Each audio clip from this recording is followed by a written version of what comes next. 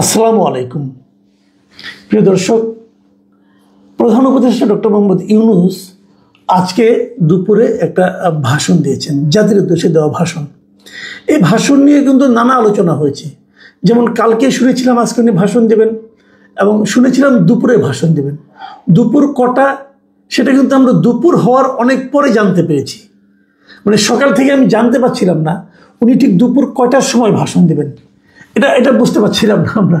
তো আমি কখনো দেখিনি এর আগে যে একটা সরকার প্রধান ভাষণ দেবেন কিন্তু সেটা কয়টার সময় দেবেন ঠিক টাইমটা জাতিকে জানিয়ে দেওয়া হয় না। কেন জানানো হয়নি জানি না।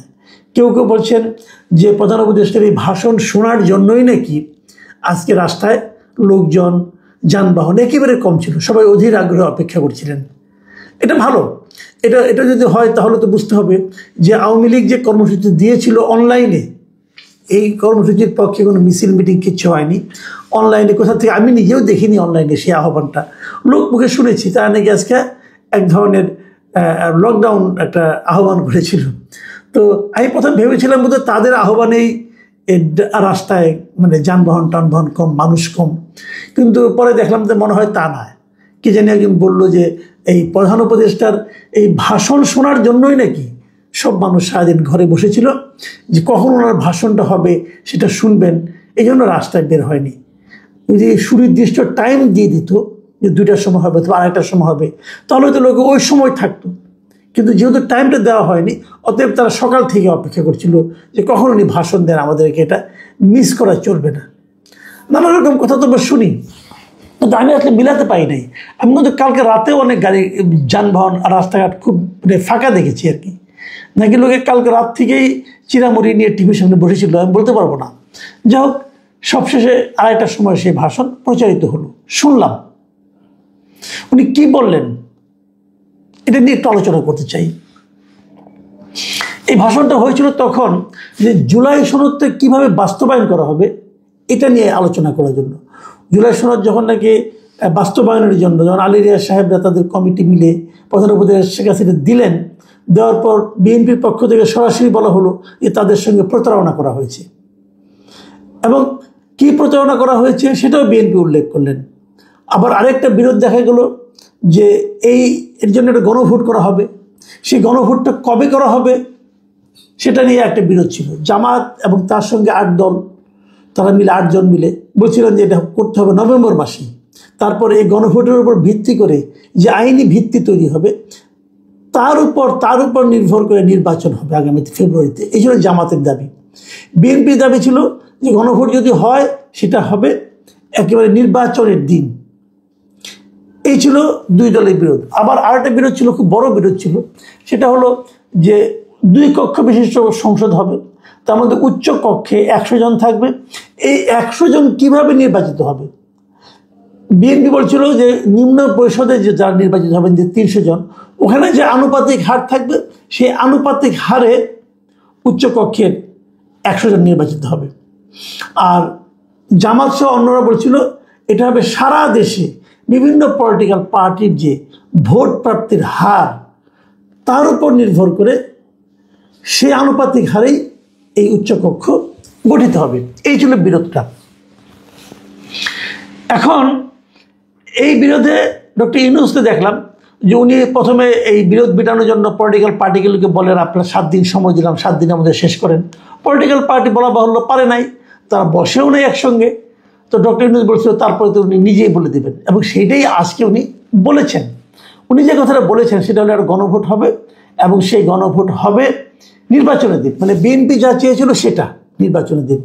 আর উচ্চকক্ষের যারা 100 জন নির্বাচিত হবেন তারা হবেন সারা দেশে প্রাপ্ত ভোটের আনুপাতিক হারে। মানে জামাত এবং অন্যান্য ইসলামী দল যে 8টা, সব মিলে যে 8টা দল যা চেয়েছিল সেই অনুপাতে, এবং এনসিপিও এটাই চেয়েছিল যে সারা দেশে আনুপাতিক হারে। মানে বিএনপির যে দাবিটা ছিল এখানে উপেক্ষা করা হলো। অথচ এই চাওয়ার ব্যাপারে বিএনপি কিন্তু ওই সনদে যখন সিগনেচার করে তখন তারা কিন্তু এটার মধ্যে নোট অফ ডিসেন্ট দিয়েছিল, কিন্তু সেই নোট অফ ডিসেন্ট দেওয়ার বিষয়টাও কিন্তু এখন গণভোটে চলে আসতেছে। এই হলো বাস্তবতা। এখন এটা হওয়ার পর কোন দল কি প্রতিক্রিয়া দেখাইছে, আমি যতটুকু দেখেছি কোনো দলই আনুষ্ঠানিকভাবে কোনো প্রতিক্রিয়া দেখায়নি। সবাই বলেছে তারা দলীয়ভাবে বসবেন, বসে আগামীকালকে নাগাদ হয়তো তারা একটা রিয়াকশন দেবেন। তবে তাৎক্ষণিকভাবে কেউই হ্যাপি হয়নি, জামাত হয়নি, এনসিপিও হয়নি, বিএনপিও হয়নি, কেউই হ্যাপি হয়নি। এখন আমার কেন যেন মনে হয় এই যে আনহ্যাপিনেসটা সবাই যে আনহ্যাপি, এটা মূলত আমার মনে হয় কিছুটা মনে দেখানো, লোক দেখানো। কেউ কেউ বোধহয় হ্যাপি হয়েছে কিন্তু তারা বলতে চায় না আর কি। ঠিক আছে, না হোক, কোনো সমস্যা নেই। আমার প্রশ্ন যেটা, মূল যে প্রশ্নটা, যে উনি যে গণভোটটা করবেন, সেই গণভোটটা কতটুকু সংবিধান সম্মতভাবে হচ্ছে, এটা নিয়ে আইন বিশেষজ্ঞরা অনেক কথা বলেছেন, আমি নিজেও বলেছি। ওটা আমি আর নতুন করে চর্বণ করতে চাচ্ছি না। আমি কেবল বলতে চাচ্ছি গণভোটে কি প্রশ্ন উনি রাখবেন জনগণের কাছে, সেটা নিয়ে একটু আলোচনা করি। এবং উনি নিজে বলেছেন গণভোটে কি প্রশ্ন থাকবে, আমি ওনার একটু পড়ে শোনাই, আপনাদেরকে শোনাই। উনি বলেছেন প্রশ্নটি হবে এরকম: আপনি কি জুলাই জাতীয় সনদ, সংবিধান সংস্কার, বাস্তবায়ন আদেশ 2025 এবং জুলাই জাতীয় সনদে লিপিবদ্ধ সংবিধান সংস্কার সম্পর্কিত নিম্নলিখিত প্রস্তাবগুলোর প্রতি আপনার সম্মতি জ্ঞাপন করছেন? এই নিম্নলিখিত প্রস্তাব হলো 4টা। এই 4টা প্রস্তাবের ব্যাপারে আপনি সম্মতি জ্ঞাপন করছেন কিনা, এই হলো প্রশ্ন। উত্তর হবে হ্যাঁ অথবা না। প্রস্তাবগুলো কি কি? 4টা প্রস্তাব কিন্তু। ক, নির্বাচনকালীন সময়ে তত্ত্বাবধায়ক সরকার, নির্বাচন কমিশন এবং অন্যান্য সাংবিধানিক প্রতিষ্ঠান জুলাই সনদে বর্ণিত প্রক্রিয়ার আলোকে গঠন করা হবে। মানে ইলেকশন কমিশন, তত্ত্বাবধায়ক গভর্নমেন্ট এবং বিভিন্ন সাংবিধানিক প্রতিষ্ঠান যে গঠন করা হবে। সাংবিধানিক প্রতিষ্ঠান মানে কি? যেমন পিএসসি, দুদক, এগুলি সাংবিধানিক প্রতিষ্ঠান। এগুলি যে গঠন করা হবে, গঠন করার একটা প্রক্রিয়ার কথা জুলাই সনদে উল্লেখ করা হয়েছে। এটা কি প্রক্রিয়া, এটা আপনাদের আমি কালকে পড়ে শোনাবো ভাই, এটা আপনাদের শুনতেই হবে। এটা খুব ইন্টারেস্টিং। কিন্তু বিএনপি যে কেন এতে রাজি হয় না, এটা তখন বুঝতে পারবেন। তো এই সাংবিধানিক প্রতিষ্ঠানগুলো ওই জুলাই সনদে যেভাবে বর্ণনা করা হয়েছে সেভাবে বাস্তবায়ন করা হবে। এটা হলো 1 নম্বর প্রস্তাব। 2 নম্বর প্রস্তাব হলো আগামী সংসদ হবে 2 কক্ষ বিশিষ্ট। জাতীয় সংসদ নির্বাচনে দলগুলোর প্রাপ্ত ভোটের অনুপাতে 100 জন সদস্য বিশিষ্ট একটি উচ্চ কক্ষ গঠিত হবে এবং সংবিধান সংশোধন করতে হলে উচ্চ কক্ষের সংখ্যাগরিষ্ঠ সদস্যের অনুমোদন দরকার হবে। এটা সিম্পল, এটা আলাপ করলাম। আপনারা এক উচ্চ কক্ষ হবে, ওর কাজ হবে নিম্ন কক্ষে বিভিন্ন বিল তারা দেখবে, যাচাই করবে, এগুলি করবে। কিন্তু বেসিক যে জায়গাটা, সেটা হলো সংবিধান যদি আপনি সংশোধন করতে চান তাহলে উচ্চ কক্ষেরও মানে অ্যাবাভ 50% অনুমোদন লাগবে আর কি।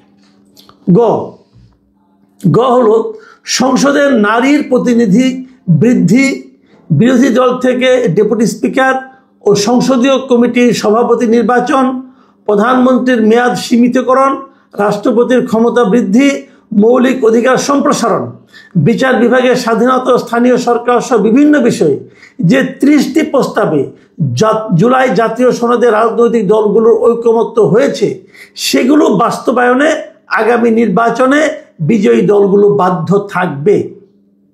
30টা দল মিলে 30টা প্রস্তাবে একমত হয়েছে এবং সেই যেগুলি একমত হয়েছে এইগুলি মোটামুটি একটা ধারণা দেওয়া হয়েছে। সেইগুলো আগামী যে নির্বাচনে যে নির্বাচিত হয়ে আসবেন সেই দল মানতে বাধ্য থাকবেন। এটা একজন পাবলিক হিসেবে আপনি মনে করেন কি করেন না? হ্যাঁ অথবা না বলবেন আপনি। ঘ, জুলাই সনদে বর্ণিত অন্যান্য সংস্কার রাজনৈতিক দলগুলোর প্রতিশ্রুতি অনুসারে বাস্তবায়ন করা হবে। এই যে 4টার মধ্যে আপনাকে বলতে হবে হ্যাঁ। যদি আপনি হ্যাঁ বলেন তাহলে কিন্তু সবগুলি হ্যাঁ।